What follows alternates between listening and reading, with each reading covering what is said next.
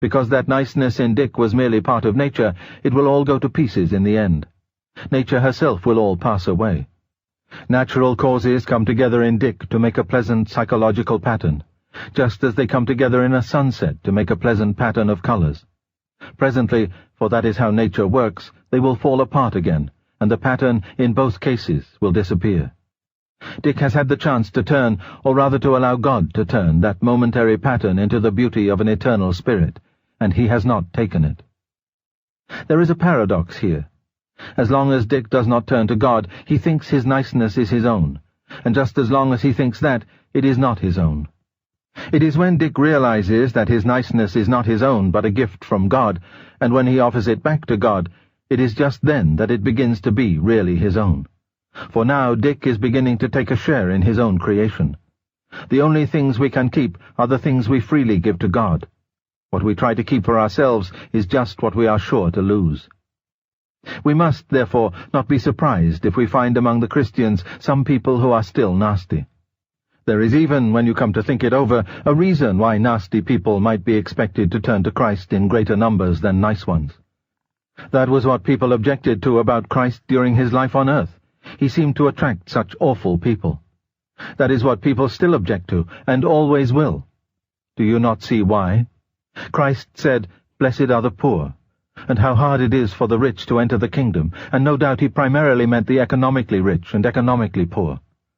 But do not his words also apply to another kind of riches and poverty? One of the dangers of having a lot of money is that you may be quite satisfied with the kinds of happiness money can give, and so fail to realize your need for God. If everything seems to come simply by signing checks, you may forget that you are at every moment totally dependent on God. Now, quite plainly, natural gifts carry with them a similar danger. If you have sound nerves and intelligence and health and popularity and a good upbringing, you are likely to be quite satisfied with your character as it is. Why drag God into it, you may ask? A certain level of good conduct comes fairly easily to you. You are not one of those wretched creatures who are always being tripped up by sex, or dipsomania, or nervousness, or bad temper. Everyone says you are a nice chap, and, between ourselves, you agree with them. You are quite likely to believe that all this niceness is your own doing, and you may easily not feel the need for any better kind of goodness. Often people who have all these natural kinds of goodness cannot be brought to recognize their need for Christ at all until, one day, the natural goodness lets them down, and their self-satisfaction is shattered. In other words, it is hard for those who are rich in this sense to enter the kingdom. It is very different for the nasty people, the little, low, timid, warped, thin-blooded, lonely people, or the passionate, sensual, unbalanced people. If they make any attempt at goodness at all, they learn, in double-quick time, that they need help. It is Christ or nothing for them. It is taking up the cross and following, or else despair. They are the lost sheep. He came specially to find them. They are, in one very real and terrible sense, the poor. He blessed them. They are the awful set he goes about with, and of course the Pharisees say still, as they said from the first, if there were anything in Christianity, those people would not be Christians. There is either a warning or an encouragement here for every one of us. If you are a nice person, if virtue comes easily to you, beware. Much is expected from those to whom much is given. If you mistake for your own merits what are really God's gifts to you through nature, and if you are contented with simply being nice, you are still a rebel, and all those gifts will only make your fall more terrible, your corruption more complicated, your bad example more disastrous. The devil was an archangel once. His natural gifts were as far above yours as yours are above those of a chimpanzee.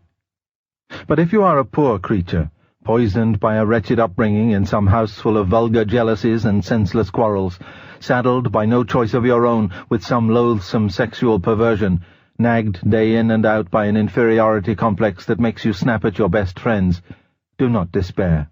He knows all about it. You are one of the poor whom he blessed. He knows what a wretched machine you are trying to drive. Keep on. Do what you can. One day, perhaps in another world, but perhaps far sooner than that, he will fling it on the scrap heap and give you a new one. And then you may astonish us all, not least yourself. For you have learned your driving in a hard school. Some of the last will be first, and some of the first will be last. Niceness, wholesome, integrated personality, is an excellent thing. We must try by every medical, educational, economic, and political means in our power to produce a world where as many people as possible grow up nice, just as we must try to produce a world where all have plenty to eat. But we must not suppose that even if we succeeded in making everyone nice, we should have saved their souls. A world of nice people, content in their own niceness, looking no further, turned away from God, would be just as desperately in need of salvation as a miserable world, and might even be more difficult to save. For mere improvement is not redemption, though redemption always improves people even here and now, and will, in the end, improve them to a degree we cannot yet imagine. God became man to turn creatures into sons, not simply to produce better men of the old kind, but to produce a new kind of man. It is not like teaching a horse to jump better and better, but like turning a horse into a winged creature. Of course, once it has got its wings, it will soar over fences which could never have been jumped, and thus beat the natural horse at its own game. But there may be a period, while the wings are just beginning to grow, when it cannot do so. And at that stage the lumps on the shoulders, no one could tell by looking at them that they are going to be wings, may even give it an awkward appearance. But perhaps we have already spent too long on this question. If what you want is an argument against Christianity, and I well remember how eagerly I looked for such arguments when I began to be afraid it was true, you can easily find some stupid and unsatisfactory Christian and say, "So there's your boasted new man, give me the old kind." But if once you have begun to see that Christianity is on other grounds probable, you will know in your heart that this is only evading the issue. What can you ever really know of other people's souls, of their temptations, their opportunities, their struggles? One soul in the whole creation you do know, and it is the only one whose fate is placed in your hands. If there is a God, you are, in a sense, alone with him. You cannot put him off with speculations about your next-door neighbors, or memories of what you have read in books. What will all that chatter and hearsay count? Will you even be able to remember it, when the anesthetic fog which we call nature or the real world fades away, and the presence in which you have always stood becomes palpable, immediate, and unavoidable?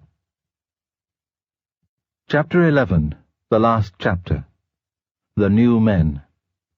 In the last chapter I compared Christ's work of making new men to the process of turning a horse into a winged creature. I used that extreme example in order to emphasize the point that it is not mere improvement, but transformation. The nearest parallel to it in the world of nature is to be found in the remarkable transformations we can make in insects by applying certain rays to them. Some people think this is how evolution worked. The alterations in creatures on which it all depends may have been produced by rays coming from outer space. Of course, once the alterations are there, what they call natural selection gets to work on them, i.e., the useful alterations survive and the other ones get weeded out.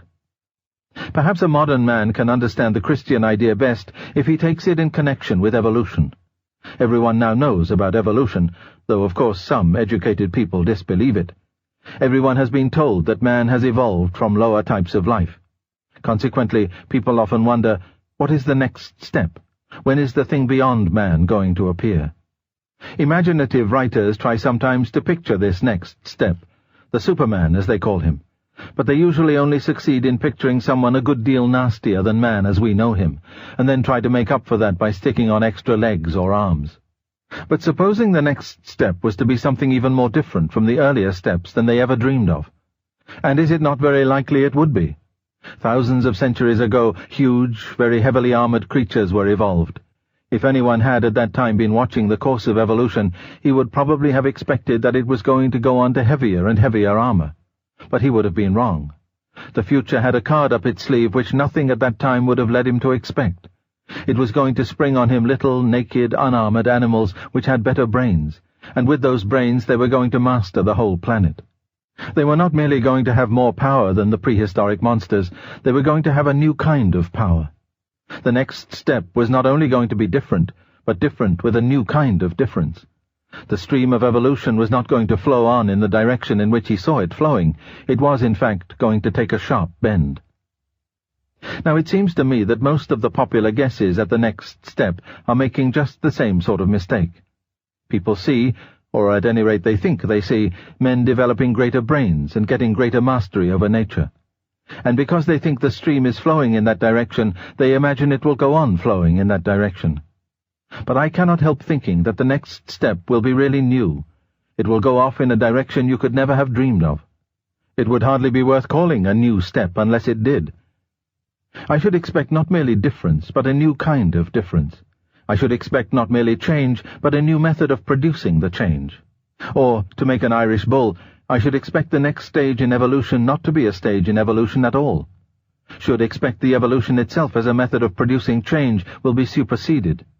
And finally, I should not be surprised if, when the thing happened, very few people noticed that it was happening. Now, if you care to talk in these terms, the Christian view is precisely that the next step has already appeared. And it is really new. It is not a change from brainy men to brainier men. It is a change that goes off in a totally new direction. A change from being creatures of God to being sons of God. The first instance appeared in Palestine 2,000 years ago. In a sense, the change is not evolution at all, because it is not something arising out of the natural process of events, but something coming into nature from outside. But that is what I should expect. We arrived at our idea of evolution from studying the past. If there are real novelties in store, then of course our idea, based on the past, will not really cover them. And in fact this new step differs from all previous ones not only in coming from outside nature, but in several other ways as well. 1. It is not carried on by sexual reproduction. Need we be surprised at that? There was a time before sex had appeared, development used to go on by different methods. Consequently, we might have expected that there would come a time when sex disappeared, or else, which is what has actually happened, a time when sex, though it continued to exist, ceased to be the main channel of development. 2. At the earlier stages, living organisms have had either no choice or very little choice about taking the new step. Progress was, in the main, something that happened to them, not something that they did. But the new step, the step from being creatures to being sons, is voluntary. At least, voluntary in one sense. It is not voluntary in the sense that we, of course, could have chosen to take it, or could even have imagined it. But it is voluntary in the sense that when it is offered to us, we can refuse it. We can, if we please, shrink back. We can dig in our heels and let the new humanity go on without us. 3. I have called Christ the first instance of the new man. But of course he is something much more than that. He is not merely a new man, one specimen of the species, but the new man. He is the origin and center and life of all the new men. He came into the created universe of his own will, bringing with him the Zoe, the new life. I mean new to us, of course. In its own place Zoe has existed forever and ever. And he transmits it not by heredity, but what I have called good infection. Everyone who gets it by personal contact with him. Other men become new by being in him. 4. This step is taken at a different speed from the previous ones. Compared with the development of man on this planet, the diffusion of Christianity over the human race seems to go on like a flash of lightning, for 2,000 years is almost nothing in the history of the universe. Never forget that we are all still the early Christians. The present wicked and wasteful divisions between us are, let us hope, a disease of infancy. We are still teething. The outer world, no doubt, thinks just the opposite. It thinks we are dying of old age. But it has thought that so often before. Again and again it has thought Christianity was dying by persecutions from without or corruptions from within, by the rise of Mohammedanism, the rise of the physical sciences, the rise of great anti-Christian revolutionary movements. But every time the world has been disappointed. Its first disappointment was over the crucifixion. The man came to life again. In a sense, and I quite realize how frightfully unfair it must seem to them, that has been happening ever since.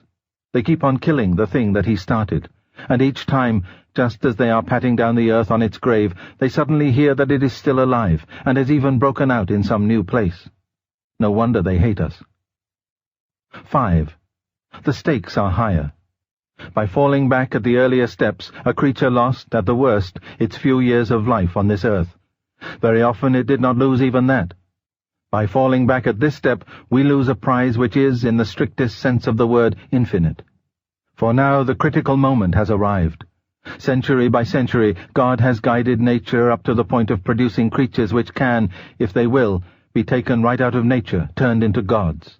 Will they allow themselves to be taken? In a way, it is like the crisis of birth. Until we rise and follow Christ, we are still parts of nature, still in the womb of